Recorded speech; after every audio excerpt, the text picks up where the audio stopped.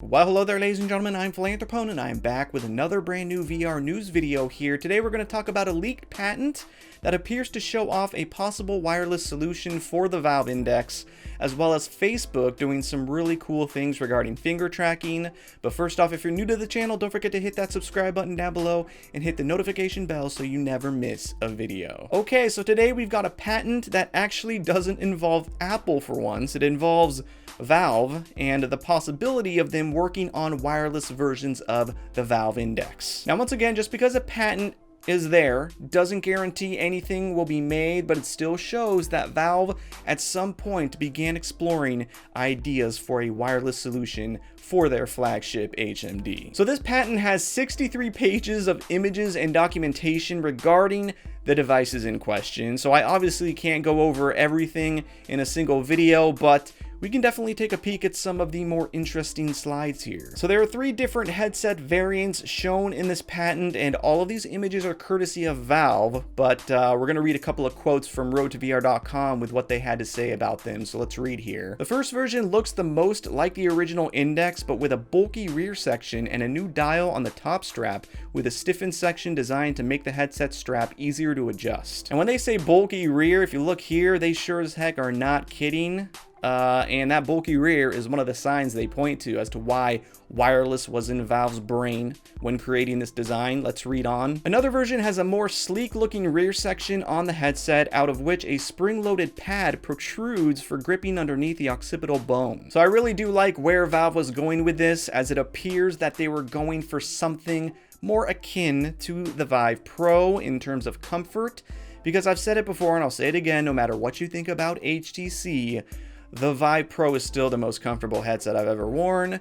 So, alright, let's look at the third image right here. The third version of the headset seen in the patent has a rigid pad for gripping the occipital lobe, along with 2 dials on the same plane for adjusting the side and top straps. So here we see once again that extra space at the bottom rear area of the strap, which is the leading indicator as to why this could mean a wireless index is in the works. Road to VR writes this: in the latter 2 cases, it would appear that the objective of the design, beyond being more comfortable, may be to make room for wireless or standalone components that are kept somewhat away from the user's head, potentially in order to facilitate heat dissipation. And then the article goes on to say that managing heat for any wireless solution can be challenging, especially in standalone headsets where all of the hardware is literally like right on the person's face. And I can attest to this with the Vive wireless adapter, because that thing gets crazy hot when using it. But thankfully there's some cushion there separating, and the strap itself separating the device from touching your scalp.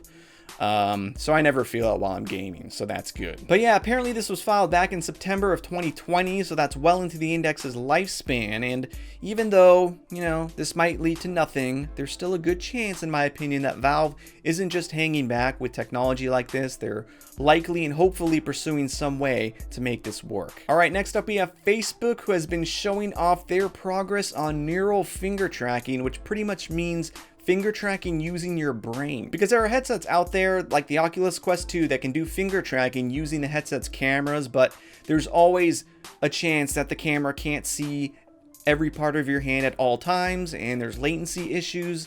So what's the next best thing? It's having your brain sense finger movement before it even happens. Since the device is tracking neural signals, not the actual fingers, you can also simply think about moving your fingers, which is crazy. This is like Elon Musk level stuff. And now we can look at a couple of examples of this technology in action, which is pretty incredible. Let's watch. Here's a really remarkable example of this, in which somebody has, in 90 seconds, learned how to control this virtual hand. And the wild thing about this is this person was born without a hand. And I emphasize this, in less than 2 minutes, they were able to gain full control over this virtual hand, the movements of individual digits that this person never had, including the forces across them. He does a grasp gesture in here. And when I recorded this with him, he sort of shrieked like, that's the first time I've ever grabbed something with this hand. Imagine what you can do with this. You can get a 6th finger, a 7th finger, an 8th finger. You can gain skill over things that go beyond what your body does. And in some sense, get infinite new kinds of control over machines.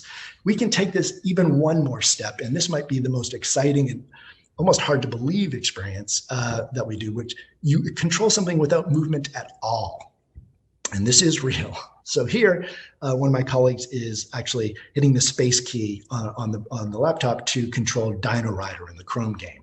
But he's also trained a single motor neuron to jump the dinosaur. And you'll notice he can control the dinosaur without moving. He can also control it while he moves, incidental to his movement. It's as if all he does is think jump, and the dinosaur jumps.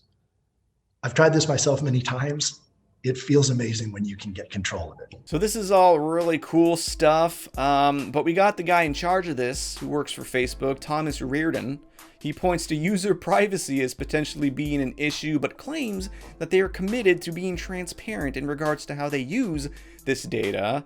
But, you know, whether or not you can trust those words coming out of the mouth of someone who works for Facebook is up to you, but yeah, that's what he said. So yeah, that's all for this one. Thank you so much as always for watching. Hope you enjoyed. If you're new to my channel and are interested in VR or gaming in general, be sure to subscribe to my channel for all of my latest updates in the future. Thank you once again. Till next time. Peace.